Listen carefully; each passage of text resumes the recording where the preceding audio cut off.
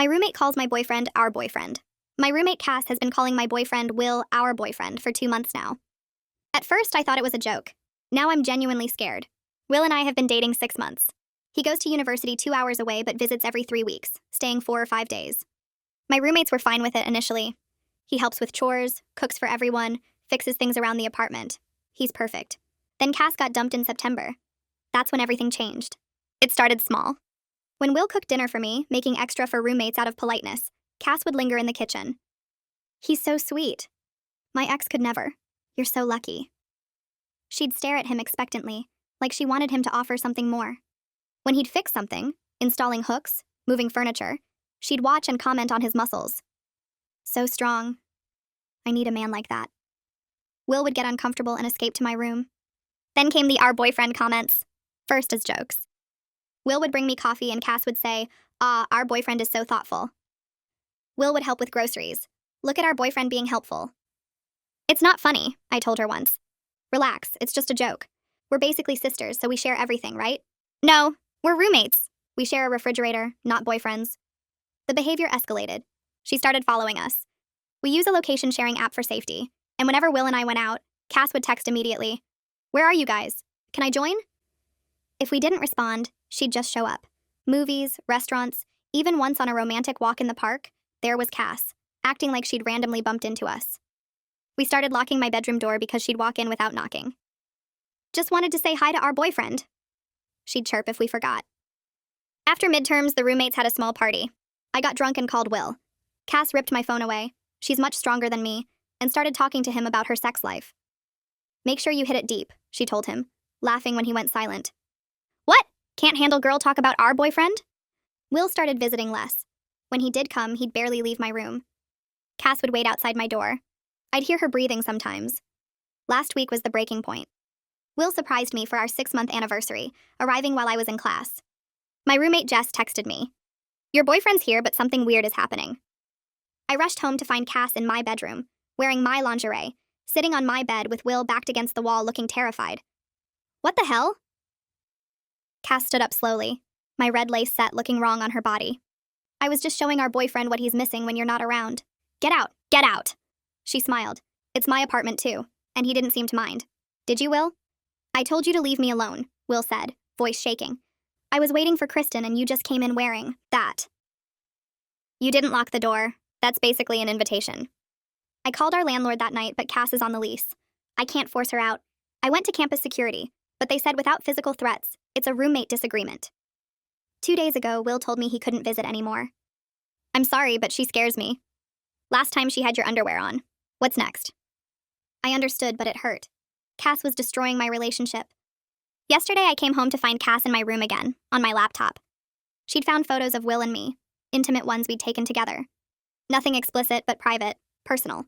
Get away from my computer. Our boyfriend looks good in these. I made copies for myself. Hope you don't mind. That's illegal. I'm calling the police. With what proof? They're on my phone now. Could have gotten them anywhere. Maybe Will sent them to me directly. Maybe we have our own thing going. He would never... Who would people believe? The crazy, jealous girlfriend? Or the roommate who just happened to receive some photos? That's when I noticed something else on my laptop screen. My email, open to a draft I didn't write. Addressed to Will. Breaking up with him, saying horrible things. Cass had written it pretending to be me. Don't worry, I didn't send it. Yet. But I could. I know your password. You really should change it from your birthday. I changed all my passwords that night, put a lock on my bedroom door that only I had the key to. But when I woke up this morning, there was a note under my door. Locks won't stop me from our boyfriend. Check your phone. There was a text sent from my number to Will at 3 a.m. We need to talk. Coming to your place tomorrow. We have something to tell you. K&C, I never sent that text. I was asleep. My phone was next to me all night. Will texted back. Who is C? Why is she coming? Kristen, what's going on?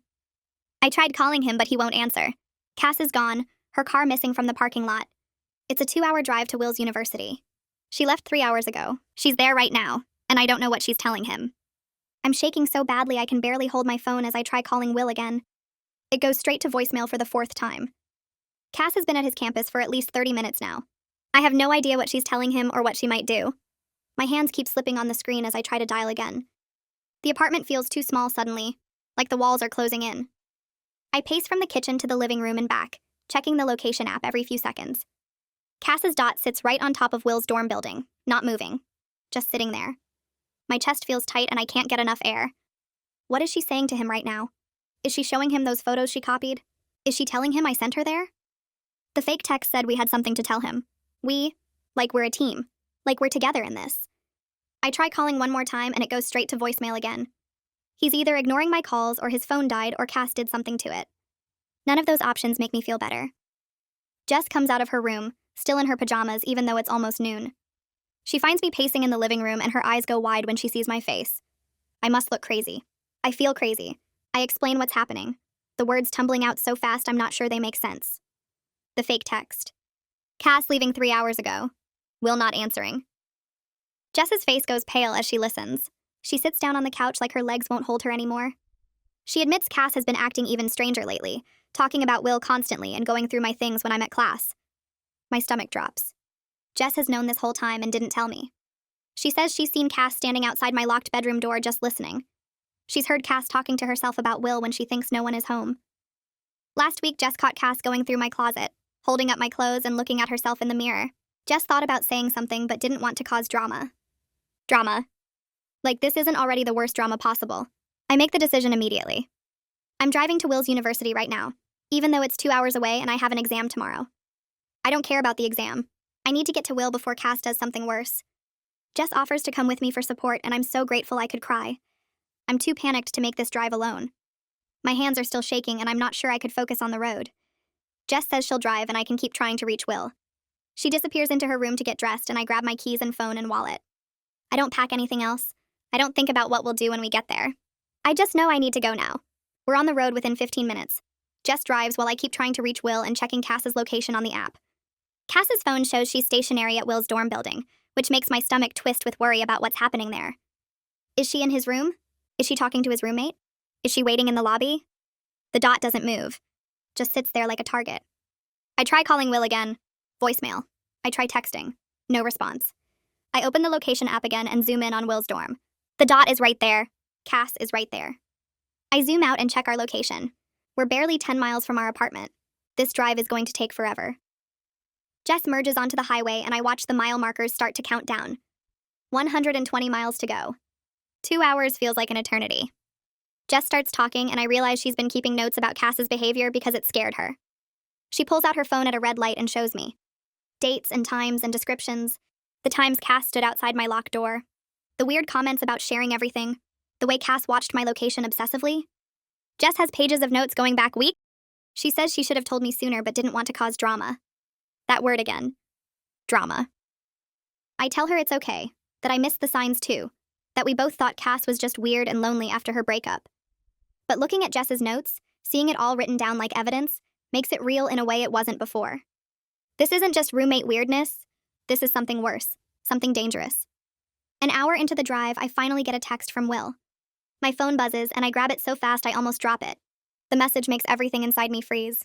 Your roommate is here and she's telling my RA that you sent her to check on me because you're worried about my mental health. This is insane. Where are you? I read it 3 times. Cass is telling people I sent her. She's using that fake text as proof. She's making herself look like the concerned friend and making me look like the worried girlfriend. Or worse, like the controlling girlfriend who sends people to check up on her boyfriend. My hands shake as I type back. I text immediately explaining that Cass sent that message from my phone without permission, and I'm on my way there now. I tell him about waking up to find the text already sent, about Cass leaving 3 hours ago, about how I've been trying to call him. I send the text and watch the screen. 3 dots appear. Will is typing. Then they disappear. Then they appear again. Finally, his response comes through. Cass is acting very calm and reasonable, which is somehow more scary than if she were obviously unstable. That makes my blood run cold. Of course Cass is acting calm. She's good at that. She was calm when she wore my underwear. She was calm when she copied my photos. She's always calm when she does the most messed up things. That's what makes her so frightening.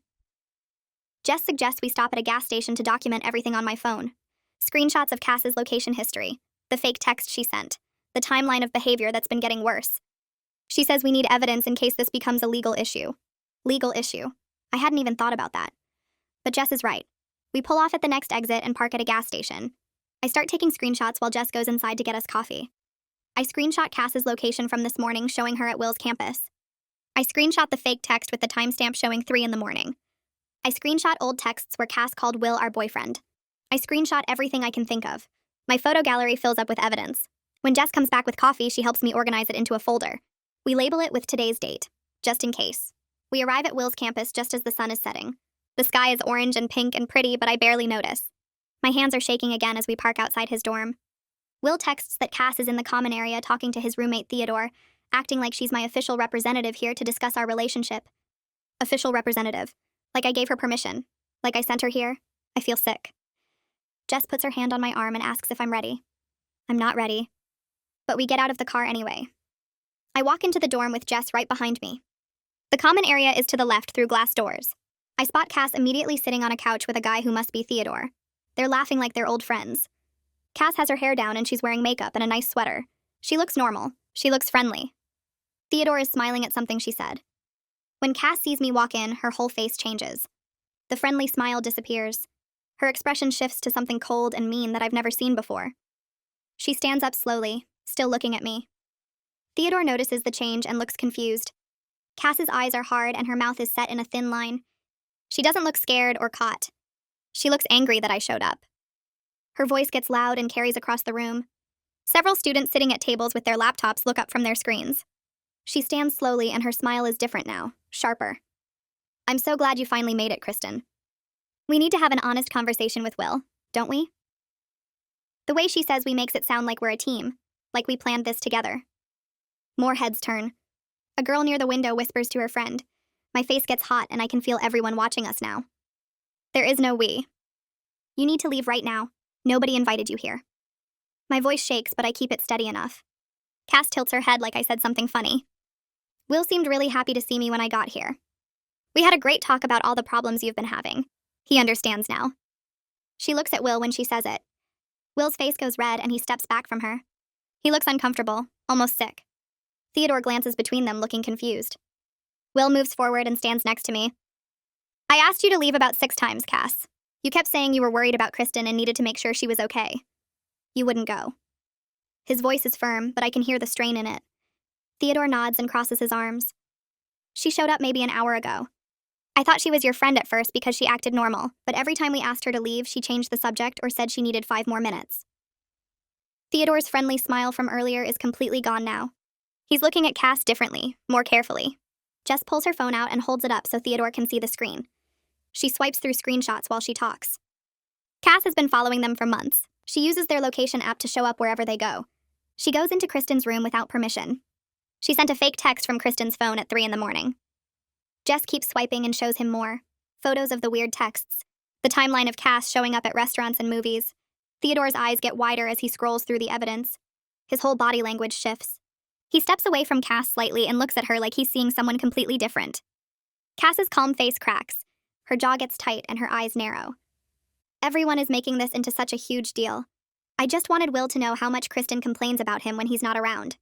She's always saying she wishes he went to the school here instead of 2 hours away. She thinks you're clingy. She looks right at Will when she says it. She actually sent me here to break up with you because she's too scared to do it herself. Her voice gets louder and sharper with each word. Will's face goes pale. I grab my phone and pull up my email. My hands are shaking so much it takes me 3 tries to find the right folder. I turn the screen toward Will. Look at this. Cass wrote this on my laptop pretending to be me. I never wrote any of this. The draft email is still there with all those horrible things about Will, things I would never say. Will takes my phone and reads it. His expression changes from hurt to confused to angry in about 10 seconds. He looks up at Cass. You wrote this? You actually sat at her computer and wrote a fake breakup email? His voice is different now, harder. Theodore reads over his shoulder and his mouth drops open. Someone must have called the residential advisor because she comes through the glass doors looking serious. She's a tall woman with dark hair pulled back and she's wearing a staff badge. What's going on here? I got a report of a disturbance. I start to explain, but my words come out jumbled. Jess jumps in and shows the RA her phone with all the screenshots. Will shows her the fake email. Theodore confirms that Cass refused to leave when asked multiple times. The RA's face gets stern as she listens. She turns to Cass. You need to leave this building immediately. You're not a student here and you're clearly unwelcome. Cass crosses her arms. I have every right to visit a friend's campus. This is a public university. Her voice gets louder. You can't make me leave for having a conversation. The RA pulls out her radio. Campus security shows up fast, 2 officers in uniform. The RA explains the situation while showing them Jess's phone. One officer asks Cass to come with them outside. Cass's face turns red and she starts yelling. This is insane! Kristen is turning everyone against me because she can't handle that Will likes me better. People in the common area are definitely staring now, some filming on their phones. You're all going to regret this! Every single one of you! She points at me as the security guard guides her toward the door. She jerks her arm away from him but walks toward the exit. You ruined everything, Kristen. Everything. Her voice echoes through the common area as she pushes through the glass doors. We all follow outside and watch her storm across the parking lot to her car. The security guard follows at a distance to make sure she actually leaves. She gets in her car and slams the door so hard I can hear it from where we're standing. Her tires squeal when she pulls out. The security guard comes back and takes statements from all of us. He writes everything down in a small notebook. Will's hands shake while he talks.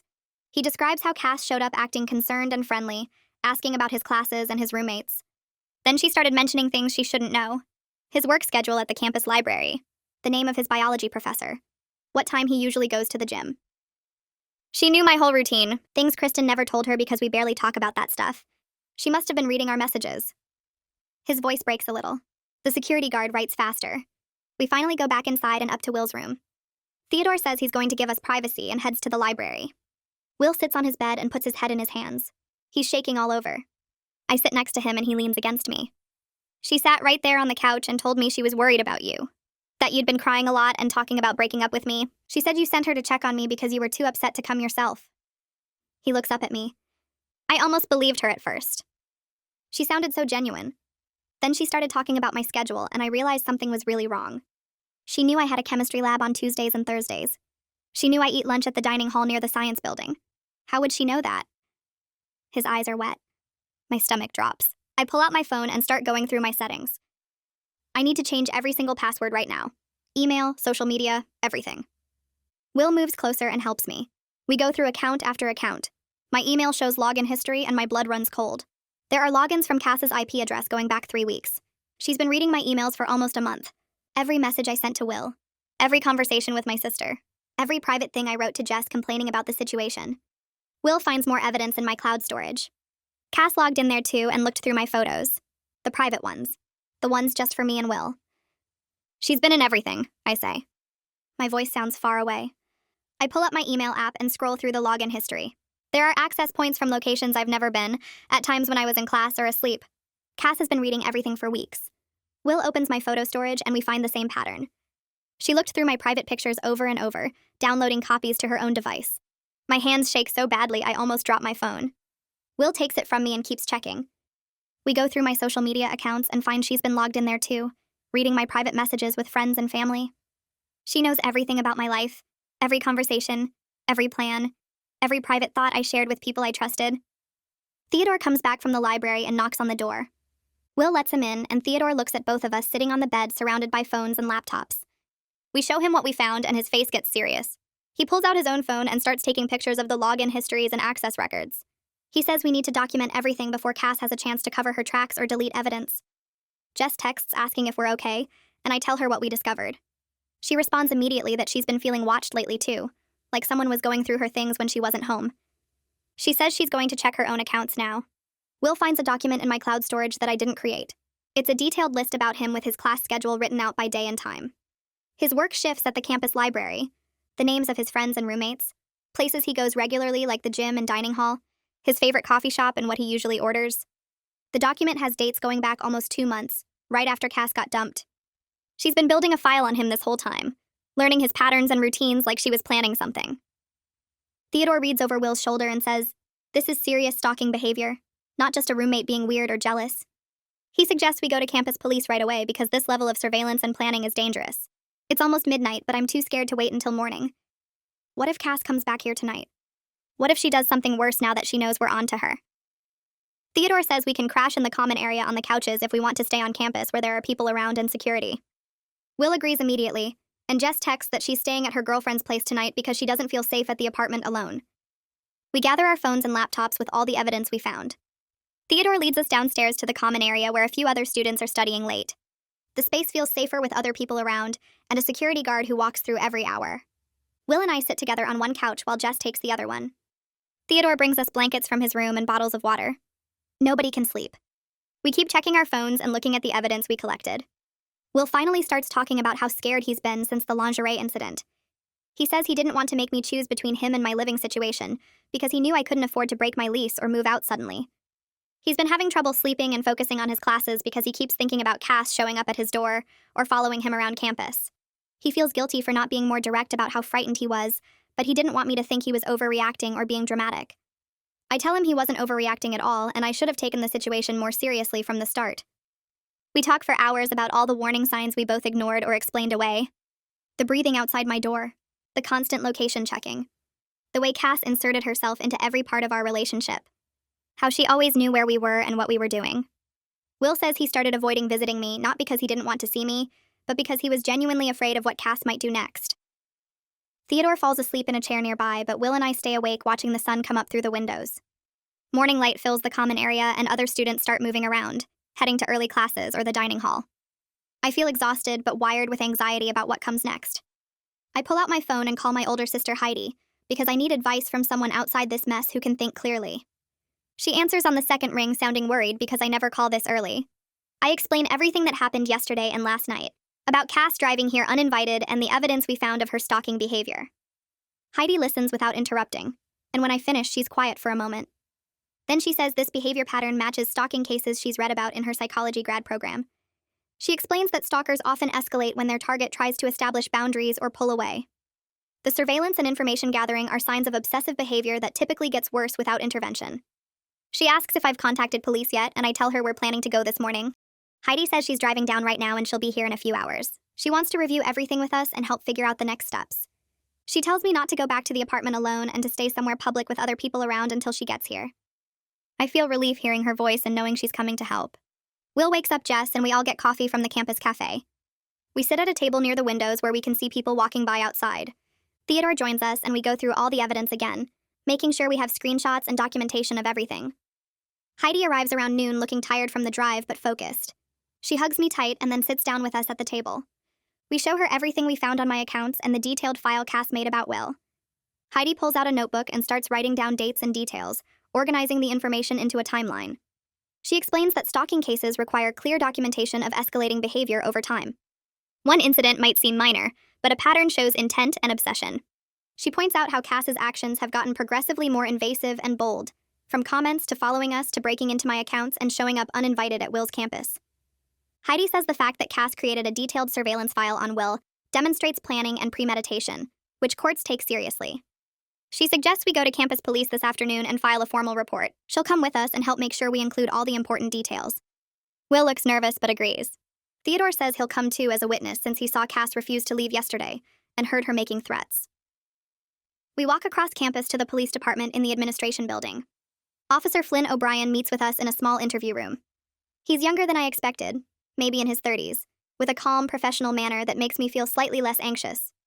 I start explaining the situation from the beginning while Heidi takes notes to make sure I don't forget anything important. Officer O'Brien listens carefully and asks questions about specific dates and times. He has me show him the login histories and the surveillance document Cass created. His expression gets more serious as he reviews the evidence on my phone. Theodore describes what happened yesterday when Cass showed up and refused to leave despite being asked multiple times. Will explains how frightened he's been and how Cass's behavior has affected his ability to function normally. Officer O'Brien writes everything down in a detailed report. When we finish, he explains that while one incident might not be enough for criminal charges, the documented pattern of behavior over 2 months could support a restraining order. He says stalking cases are hard to prosecute, but the evidence we have is strong, especially the digital footprint showing unauthorized access to my accounts and the surveillance file. He emphasizes that we need to document every interaction with Cass from now on, save every text, email, and message. Keep a log of when and where she shows up. Take photos or videos if possible. The more evidence we have of continued harassment, the stronger the case becomes. He warns us that restraining orders don't always stop stalkers, and sometimes the attempt to establish legal boundaries makes them escalate further. Officer O'Brien makes copies of all our evidence and says he'll contact the police department at my campus to coordinate since Cass and I live in the same jurisdiction. He gives me his direct number and tells me to call immediately if Cass tries to contact me or shows up anywhere. He also suggests I talk to campus housing about my living situation, because continuing to share an apartment with someone exhibiting this behavior isn't safe. We leave the police station, and I feel both relieved that we reported everything and terrified about what happens next. Heidi puts her arm around my shoulders and says I did the right thing, that getting authorities involved was necessary even though it's scary. Will looks exhausted and worried. I realize I have to go back to my apartment eventually because I have classes tomorrow and all my things are there. I can't just abandon my life because of Cass. Jess texts that she checked her apartment and Cass hasn't been back yet, but some of her stuff is moved around. Heidi insists she's coming back to the apartment with me and staying for a few days to make sure I'm safe. Will wants to come too, but he has classes he can't miss. We agree he'll stay at his campus for now and we'll video call every night. The drive back feels long even though it's only 2 hours. Jess meets us at the apartment parking lot and we all go in together. The apartment feels different now, like a place that used to be home but isn't anymore. Cass's bedroom door is closed, but I can see light under it, which means she came back at some point. Jess points out that things in the living room are slightly rearranged. A picture frame is moved. The TV remote is in a different spot. Small changes that show someone was here going through our space. We go to my room and I see immediately that someone's been inside even though I locked it. The lock on my door is one of those basic push-button kinds that you can pick with a paperclip. My dresser drawers are open slightly. Papers on my desk are shuffled. My closet door isn't closed all the way. I start checking what's missing and my stomach drops. The sweater Will gave me for my birthday is gone. Photos of us together that I kept in a box are missing. My journal where I wrote about our relationship and private thoughts is nowhere to be found.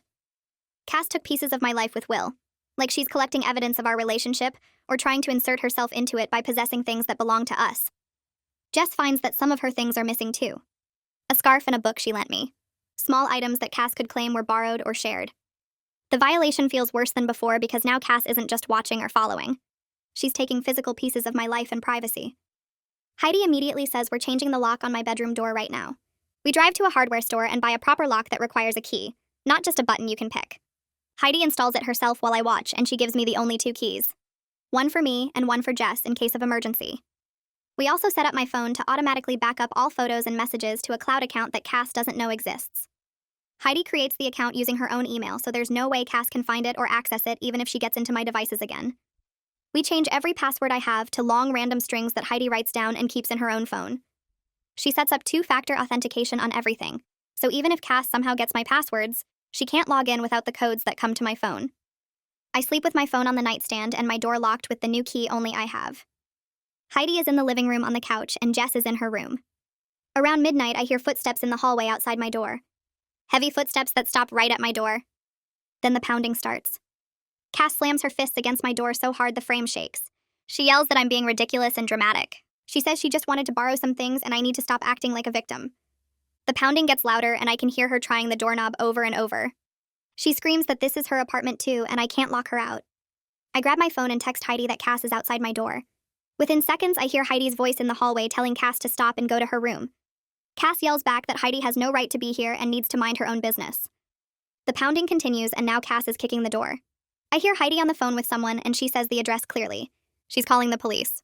Cass must hear this too because she screams that I'm going to regret this and that I'm turning everyone against her over nothing. The kicking stops, but I can hear her breathing on the other side of the door. Heavy, angry breaths. Jess comes out of her room and I hear her telling Cass to calm down. Cass tells Jess to shut up and that she's a traitor too. The next 15 minutes feel like hours. I stay in my room with my door locked and listen to Cass pacing in the hallway.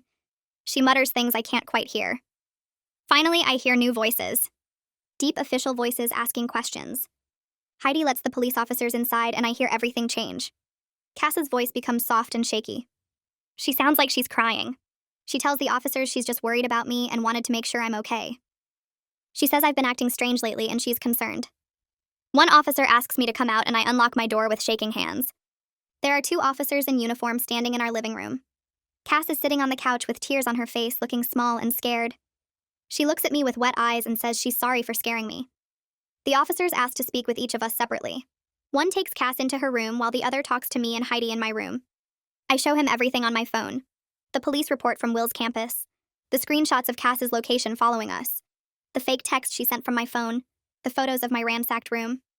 Jess comes in and shows her phone too with all the notes she took. Dates and times of Cass's behavior. The officer writes everything down in a small notebook. He looks at the police report from Will's campus and nods slowly. He says he recognizes this pattern. He's seen it before in stalking cases. He says the behavior is escalating and I should seriously think about getting a restraining order. He explains what that means and how to file for one. The other officer comes back from talking to Cass and they step into the hallway to discuss. I can hear them talking in low voices. They come back and tell Cass she needs to leave me alone. They give her an official warning. Cass nods and says she understands. She apologizes again. The officers leave and the apartment becomes so quiet I can hear the refrigerator humming. Heidi makes tea and we sit in my room with the door locked. I can hear Cass in her room on the phone. Her voice carries through the thin walls. She's talking to someone and getting louder. She says I'm trying to steal her boyfriend. She says I'm turning everyone against her. She says I'm making up lies to get her in trouble. Her voice gets higher and more upset. She says Will loves her and I'm just jealous. I look at Heidi and she shakes her head. We don't sleep much that night. The next morning, I have an appointment with a campus counselor that Heidi set up for me.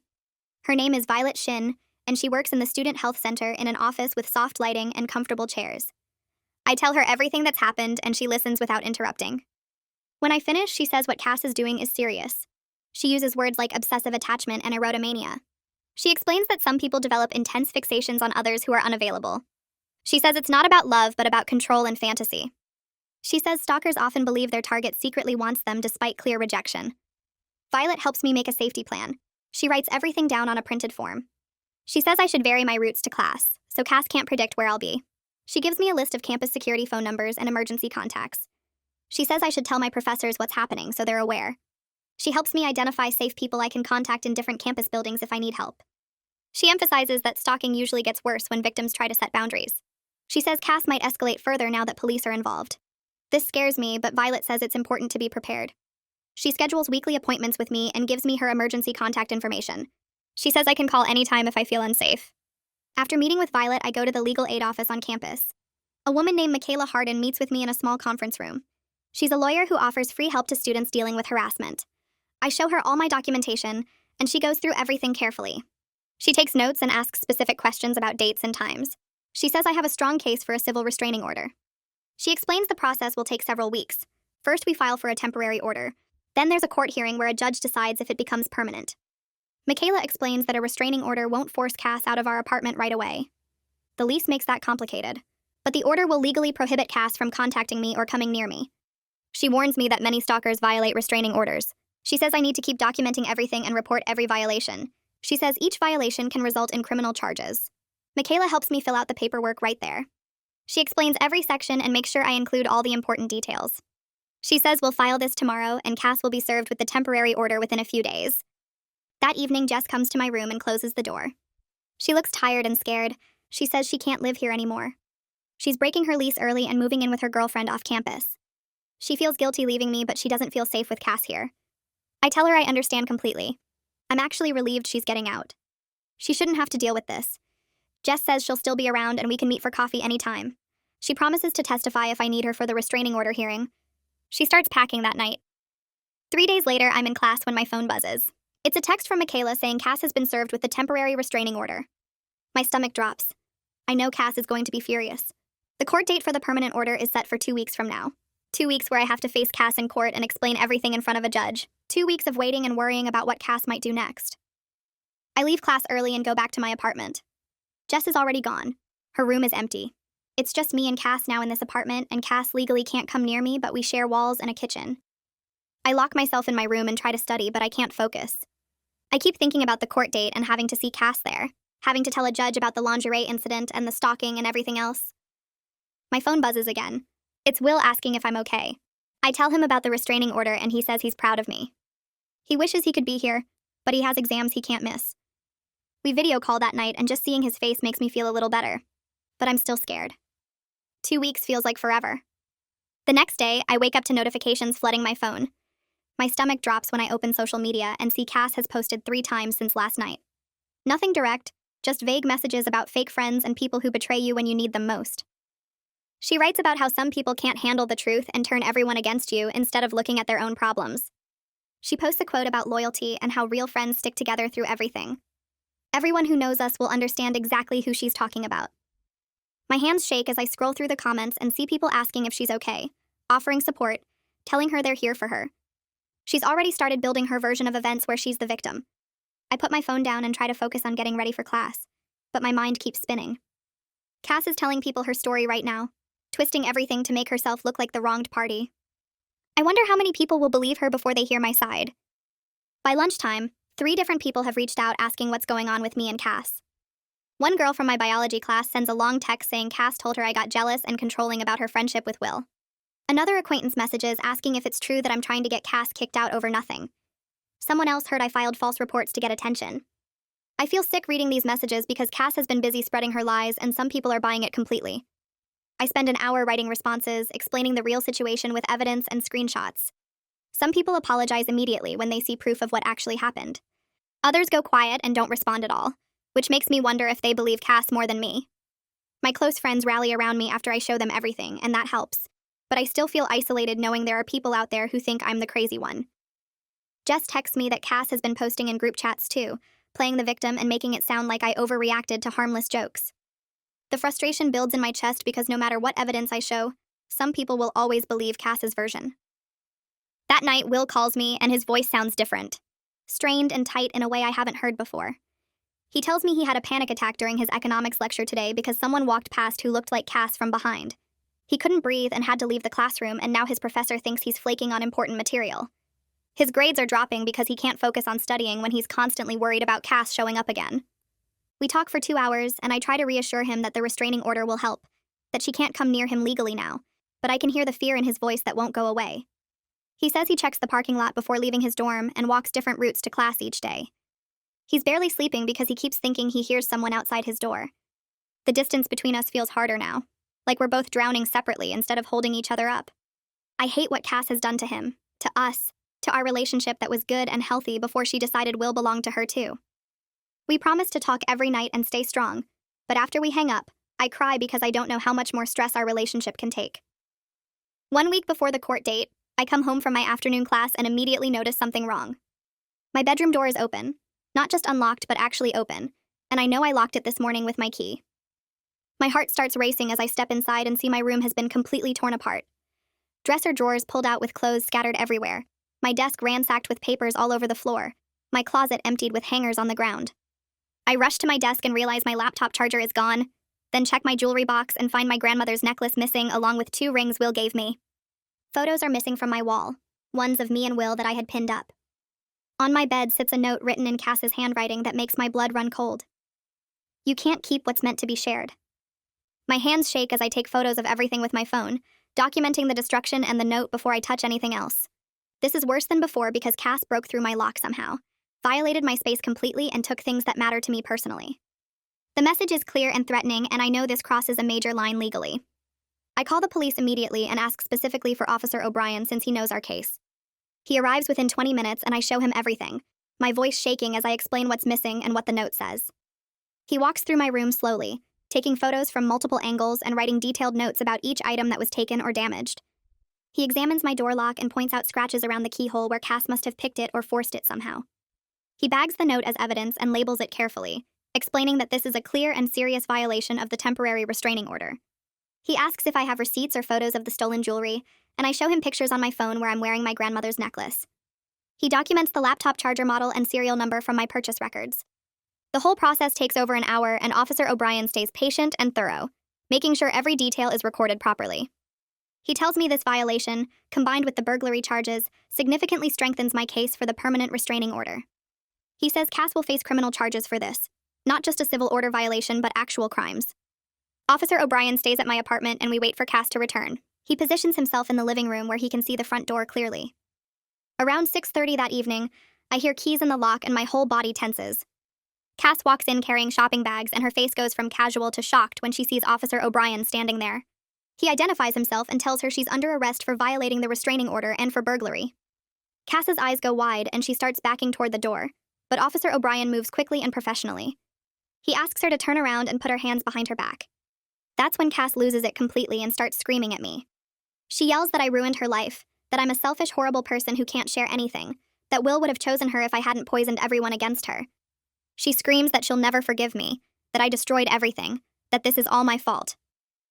Officer O'Brien handcuffs her while she's shouting and she's crying now too, mascara running down her face as he reads her rights. Other officers arrive to assist and they search Cass's room with her permission, finding my laptop charger and some of the photos she took from my wall. They bag everything as evidence while Cass keeps crying and yelling about how unfair this is. Watching her get let out in handcuffs should feel like relief, but instead I just feel exhausted and sad that it came to this. The next day, I get a call from Michaela telling me Cass posted bail already. My stomach sinks because I hoped she'd stay in jail at least until the court hearing, but apparently her parents paid to get her out. Michaela explains that the judge modified the restraining order, though, adding specific terms that prohibit Cass from returning to our apartment at all. Cass can't come back to get her things without police supervision, and she has to arrange that through proper legal channels. Michaela says this is actually good for me because it means I won't have to see Cass around the apartment anymore, at least not without officers present. She warns me that Cass might try to retaliate in other ways since she's out on bail, so I need to stay alert and keep documenting everything. I feel some relief knowing Cass legally cannot come back here freely, but I'm also anxious about what she might do next. People who violate restraining orders once often do it again, and Cass has already shown she doesn't care about legal consequences when she wants something. I meet with Roger Bartlett, my landlord, at his office the next morning to discuss my options. He's a middle-aged man with kind eyes who listens carefully as I explain everything that's happened. I show him the police reports, the restraining order paperwork, and photos of my ransacked room. He shakes his head and says he had no idea the situation had gotten this serious. I ask if there's any way to break my lease early, or have Cass removed permanently from the apartment. Roger reviews the lease carefully, and explains that normally breaking a lease costs 2 months' rent as penalty, but given the criminal charges and restraining order, he's willing to make an exception. He says he can let me out of the lease early without any penalty, because this situation involves my safety and documented criminal behavior. He'll work on getting Cass's name removed from the lease entirely since she's legally prohibited from being there anyway. I feel tears of relief because this means I can actually leave and find somewhere safe. Roger is sympathetic and understanding, saying he has a daughter in college and would want someone to help her if she was in this situation. He gives me 30 days to find a new place and move out, and he'll handle all the paperwork to make it official. That afternoon, I call my sister Heidi and tell her about Roger's offer to let me break the lease. She immediately says she'll help me apartment hunt this weekend.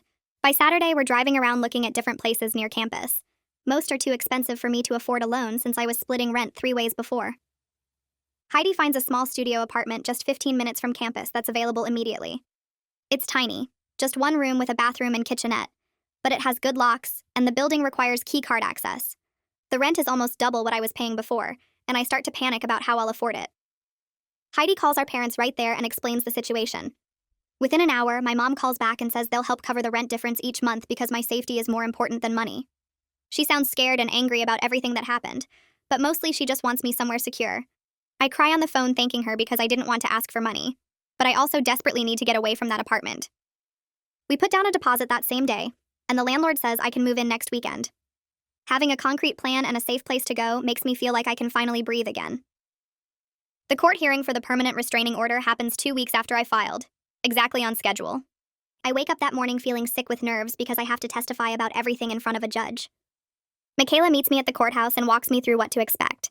We sit in the hallway outside the courtroom waiting for our case to be called, and my hands won't stop shaking. When they finally call us in, I see Cass sitting at a table with her lawyer, a sharp-looking woman in an expensive suit. Cass won't look at me directly, but I can see her jaw clenched tight. The judge is an older woman who looks stern but fair. Michaela presents our evidence first, walking through the timeline of Cass's behavior with photos, text messages, police reports, and witness statements. I have to take the stand and testify about the lingerie incident, about coming home to find my room ransacked, about the fake text Cass sent from my phone. My voice shakes, but I get through it, answering the judge's questions as clearly as I can. Cass's lawyer tries to make it sound like misunderstandings, like Cass was just a concerned friend who got caught up in drama. She suggests I overreacted to normal roommate conflicts, and that Cass's mental health struggles make her a victim too. But the evidence is too strong, the police report's too detailed, the pattern too clear. Officer O'Brien testifies about the break-in and arrest, and his professional account carries weight. The judge reviews everything carefully, asking pointed questions that Cass's lawyer struggles to answer convincingly. The judge leans back in her chair and reviews the final documents one more time before speaking. She looks directly at Cass and then at me, her expression serious and measured. She announces that based on the evidence presented, including multiple police reports, witness testimony, and documented violations of boundaries, she's granting a permanent restraining order valid for 3 years. Cass must stay at least 500 feet away from me at all times. She must stay away from Will. She must stay away from both our campuses and any place she knows we frequent regularly. The judge adds that any violation will result in immediate arrest and criminal charges. I feel my whole body relax for the first time in weeks, like I've been holding my breath underwater and finally broke the surface. But when I glance over at Cass, She's staring at me with an expression I've never seen before. Pure hatred. Her eyes are cold and focused, and even though the judge is still talking, Cass doesn't look away from me. It's like she's trying to memorize my face or send me some kind of message. I feel relieved that the order is in place, but I also feel scared because that look tells me this isn't over in her mind. Michaela touches my arm gently and whispers that we should leave through the side exit to avoid any confrontation in the hallway. We gather our papers and walk out while Cass is still sitting with her lawyer. I hear her say something sharp but can't make out the words. The following weekend, Heidi drives up early Saturday morning with her truck packed with boxes and cleaning supplies. Jess meets us at my new studio apartment with her girlfriend, and Will makes the 2-hour drive down to help me move. It takes most of the day to get my stuff out of the old apartment. Cass isn't there, which I'm grateful for, but I can tell she's been in my room again because things are moved around. A few items are missing, small things like a hair clip and a photo from my desk. I don't even care anymore. I just want to get out. We load everything into the truck and Heidi's car, making 2 trips to bring it all to the studio. The new place is tiny compared to what I'm used to. The kitchen is basically a counter with a mini fridge and a 2-burner stove. The bathroom is so small I can touch both walls at once, but it has good locks on the door and windows. The building requires a key card to get in. The landlord installed a deadbolt and a chain lock at my request. When we finish unpacking the last box and setting up my bed, I sit down on the floor and just breathe. Will sits next to me and puts his arm around my shoulders. This is the first time in months that I feel like I can actually breathe deeply without worrying about who might walk through my door. Having my own space with locks only I control feels like the first real safety I've had since this whole thing started. Jess orders pizza for everyone and we eat sitting on the floor because I don't have furniture yet. Heidi promises to help me find some cheap stuff at thrift stores next weekend. For now, I have a bed, my clothes, and my privacy. That's enough. The first month in the new apartment is mostly peaceful, but Cass violates the restraining order twice. The first time happens during my Tuesday morning class. I'm walking across campus to the science building when I see her standing near the bike racks about 40 feet away. She's just standing there, watching me. I freeze for a second, then pull out my phone and take a photo of her. She sees me do it and walks away quickly, but I report it to campus police immediately. Officer O'Brien takes my statement and confirms that 40 feet is definitely within the 500-foot boundary. He says he'll file a report and contact Cass's probation officer. The second violation happens 2 weeks later through social media. I get a friend request from an account I don't recognize, and when I click on the profile, it's clearly fake. The account was created 3 days ago and has no posts, but the profile picture is a photo of Will that I know Cass took from my laptop. The account sends me a message that just says, "Thinking of you both." I screenshot everything before blocking the account and send it all to Officer O'Brien. He forwards it to Cass's lawyer with a warning that continued violations could result in jail time instead of just probation. Michaela tells me that judges take restraining order violations seriously, especially when there's a clear pattern. Each violation I document makes the case stronger if we need to go back to court. Will and I start doing video calls 3 or 4 times a week now that he's too nervous to visit my new place. He worries that Cass is watching my apartment and will follow him if he comes to see me. I understand his fear because I have the same worries, but the distance is hard. We used to spend whole weekends together, and now we're back to just seeing each other through a screen. Our calls are different from they used to be, though. We talk about real things now, about how scared we both are and what we need from each other. Will admits that Cass showing up at his dorm was the most frightened he's ever been, and he's still having trouble sleeping sometimes. I tell him about the therapy sessions I'm doing, and how Violet is helping me process everything. We make plans for what we'll do when things feel safer, places we want to visit together, normal couple stuff we couldn't focus on before. The distance is frustrating, but we're communicating better than we ever did when he was visiting regularly. We're being honest about our fears instead of trying to act like everything is fine. That honesty makes me feel closer to him even though we're 2 hours apart. I continue seeing Violet every week for therapy sessions focused on processing the trauma of being stalked.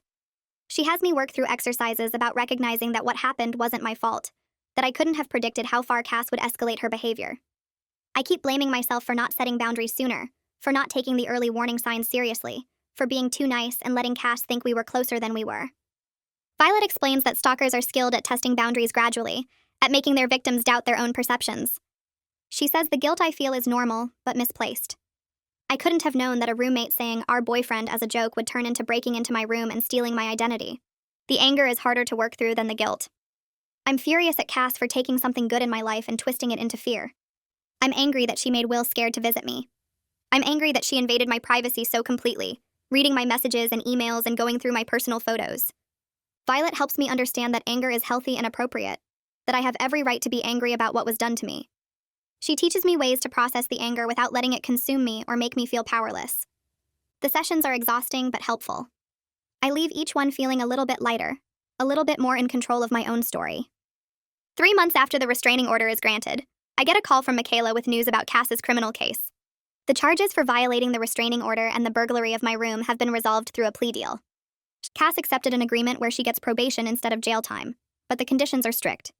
She has to attend mandatory mental health treatment twice a week with a therapist who specializes in obsessive behaviors. She has to meet with her probation officer every 2 weeks and prove she's complying with treatment. Most importantly, she agreed to transfer to a different university next semester.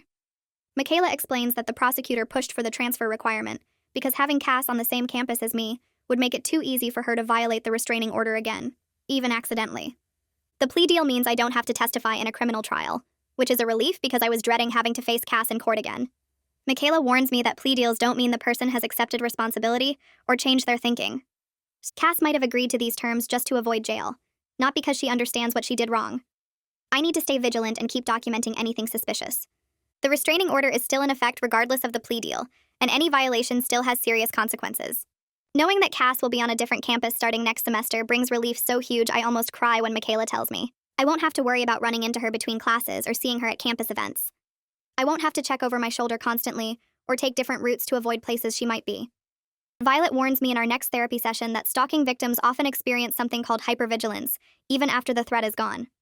She explains that my brain has been in constant alert mode for months, always scanning for danger, always preparing for the next violation or confrontation. That pattern doesn't just switch off immediately when the threat is removed. I notice she's right. I still check over my shoulder multiple times when I'm walking to class. I still feel my heart rate spike when I see someone with the same build or hair color as Cass. Last week, I saw a girl wearing a jacket similar to one Cass used to wear, and I had a full panic response before I realized it wasn't her. My body is still reacting like I'm in danger, even though logically I know Cass will be hours away soon. Violet says this is normal and will fade with time and continued therapy. She teaches me grounding techniques to use when I feel the panic starting, ways to remind myself that I'm safe now and the threat has passed. We'll finally feel safe enough to visit my new apartment for a weekend in early spring. It's the first time we've been together in person without fear or tension hanging over us in months. We don't do anything special. We cook breakfast together in my tiny kitchen and watch movies on my laptop. We take a walk around my neighborhood without worrying about someone following us or showing up uninvited. We talk about his graduate school applications and my plans for next semester. We talk about visiting his family over summer break and maybe taking a short trip somewhere neither of us has been before. Normal couple conversations about a future that feels possible again. Being physically close to him without the constant anxiety is strange at first.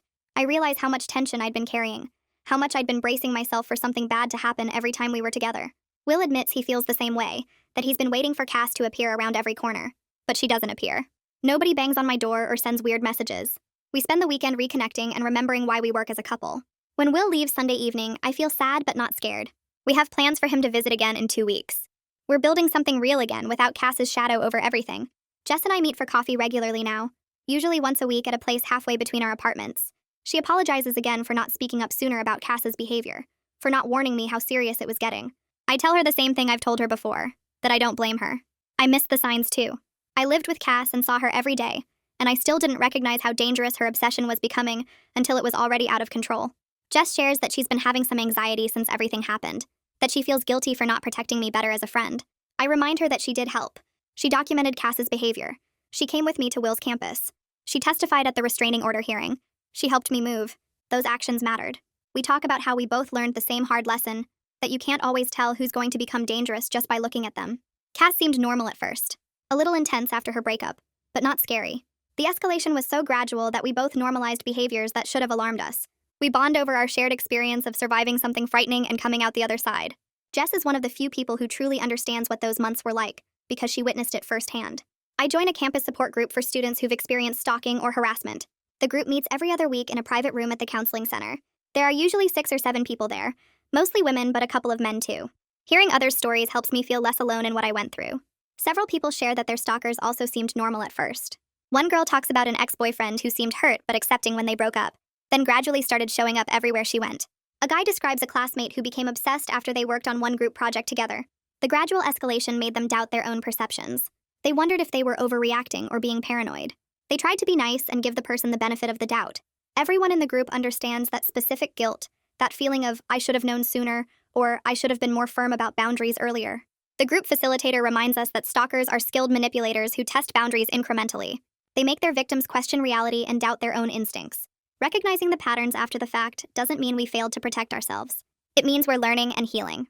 Listening to others describe their experiences and recovery gives me hope that I'll eventually feel normal again, that the hypervigilance and fear will continue to fade until they're just memories instead of constant companions. I start turning in assignments on time again, checking them twice before submitting because I'm not distracted by wondering if Cass is reading my emails or following my location. My biology professor accepts my late lab reports without penalty after I explained the situation to her earlier in the semester, and I managed to pull my grade up from a C to a B by finals week. The chemistry midterm I thought I'd failed completely actually comes back with a passing score, and my advisor tells me I'm back on track for my degree requirements. I can sit in the library now without constantly watching the door or checking my phone every 5 minutes to see if Cass has somehow bypassed my new security settings. My hands don't shake when I open my laptop anymore, and I've stopped having nightmares about finding her in my room wearing my clothes or touching my things. Will surprises me 3 weeks before our anniversary by booking a hotel in a city neither of us has ever visited, somewhere 4 hours away where nobody knows us and Cass definitely won't appear. We drive there on a Friday afternoon with the windows down and music playing, and for the first time in months, I feel like a normal college student on a normal trip with her boyfriend. The hotel room has a view of the downtown area, and we spend the evening walking around looking at shops and restaurants without me checking over my shoulder every few minutes. We eat dinner at a small Italian place where the waiter doesn't ask why I keep my phone face down on the table, or why I tense up when someone walks past our booth. That night in the hotel room, Will holds me, and we talk about how close we came to breaking up, how Cass almost succeeded in destroying what we built together. He tells me he's proud of how I handled everything, getting the restraining order and moving out and not giving up even when it felt impossible. I tell him I'm sorry he had to experience any of it, that he got pulled into my roommate's obsession and felt unsafe in his own dorm. We promise each other that we won't let fear control our decisions anymore, that we'll trust our relationship is strong enough to handle whatever comes next. I'm standing in line at the campus coffee shop when I overhear 2 girls talking about someone who got arrested for stalking last semester, and my stomach drops until I realize they're not talking about my situation. Later that week, Jess texts me that she heard through a mutual friend that Cass is going to therapy twice a week as part of her probation requirements and enrolled at a different university 3 hours away for the spring semester. The news makes me feel strange, like I should be happy she's getting help, but also worried that therapy won't fix whatever made her obsess over Will in the first place. I maintain all my security measures anyway, keeping my location sharing turned off except for a few trusted people and checking my bedroom door lock every night before bed. Violet reminds me during our session that Cass's recovery isn't my responsibility, that I can hope she gets better while still protecting myself and maintaining firm boundaries. Heidi calls me on a Tuesday afternoon sounding excited and a little emotional, telling me she finished her psychology degree and got accepted into a specialized program for trauma therapy. She says helping me through the stalking situation made her realize she wants to work with people who've experienced similar violations of safety and trust, that watching me navigate the legal system and recovery process showed her how much people need advocates who understand. I feel proud that something positive came from everything that happened, even though I wouldn't wish that experience on anyone. Heidi tells me I was braver than I thought I was, that most people don't recognize stalking behavior until it's already dangerous, and I managed to take action before Cass could escalate further. We talk about how she'll start her graduate program in the fall, and maybe I can help her with research projects about stalking prevention and victim support. 6 months after Cass moved to her new university, I walk across campus to my morning class without checking behind me every few steps or scanning crowds for her face. The constant tension in my shoulders has faded, and I don't jump anymore when someone approaches me from behind in the library or dining hall. I still see Violet every other week because recovery isn't linear, and some days I still feel anxious in situations that remind me of when Cass was following me everywhere.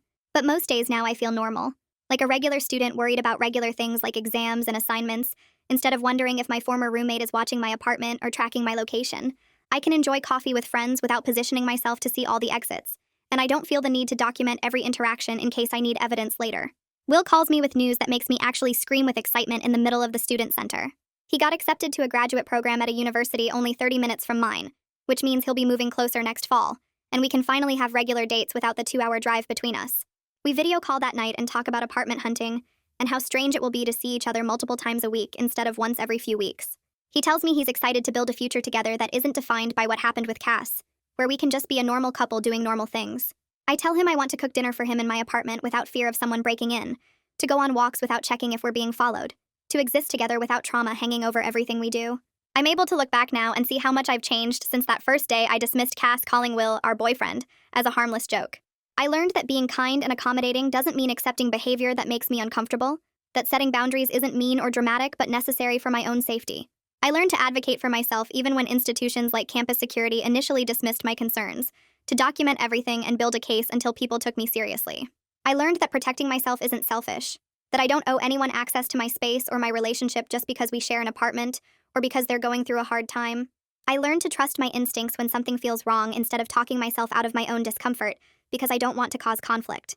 My studio apartment has become exactly what I needed, a space where I control who enters and when, where every item belongs to me and hasn't been touched or borrowed or stolen by someone else. I decorated it with posters and plants and photos of people I trust, and I installed a chain lock that makes me feel secure when I'm home alone at night. Will visits on weekends now, and we cook together in my tiny kitchen, and I don't have to worry about someone walking in without knocking or listening outside my door. Jess comes over for movie nights, and we laugh about normal things instead of whispering about concerning behavior or planning safety strategies. My relationship with Will is stronger than it was before everything happened with Cass, because we learned to communicate about fear and boundaries and trust, because we chose each other even when it would have been easier to walk away. I've built a support system of people who respect my space and my choices, who understand that safety isn't paranoia and boundaries aren't punishment. I'm genuinely happy now in a way I wasn't sure I'd feel again 6 months ago, and I'm proud of myself for getting here.